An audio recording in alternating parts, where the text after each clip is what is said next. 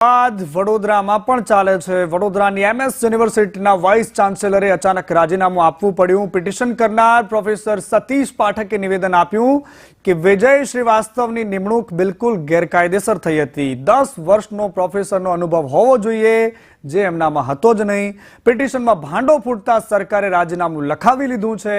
આ નકલી વીસી જેવો જ મામલો છે। આ પ્રકારની વાત એમણે કરી છે।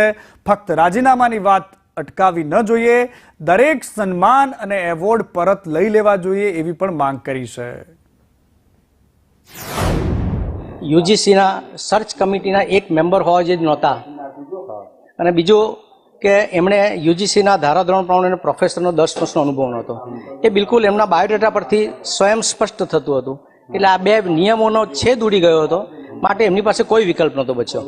મારી દ્રષ્ટિએ આવા નકલી માણસને આટલી સરળતાથી છોડવો જોઈએ નહીં, કારણ કે એણે જે રીતે યુનિવર્સિટીની ગરિમાને ખંડિત કરી છે, એણે જે રીતે યુનિવર્સિટીના રિસોર્સિસનો ભરપૂર દુરુપયોગ કર્યો છે, એણે જે રીતે યુનિવર્સિટીના વિદ્યાર્થીઓનું અહિત કર્યું છે, એણે જે રીતે યુનિવર્સિટીના તમામ અધ્યાપકો કર્મચારીઓની ઉપર માનસિક ત્રાસ ગુજાર્યો છે, આજે અંગ્રેજોની જે ગુલામી હતી એ જાણે પુનર્જીવિત થઈ હોય એવો યુગ યુનિવર્સિટીના તમામ કર્મચારીઓએ આ છેલ્લા 2 વર્ષ ને 11 મહિનાની અંદર જોયો છે।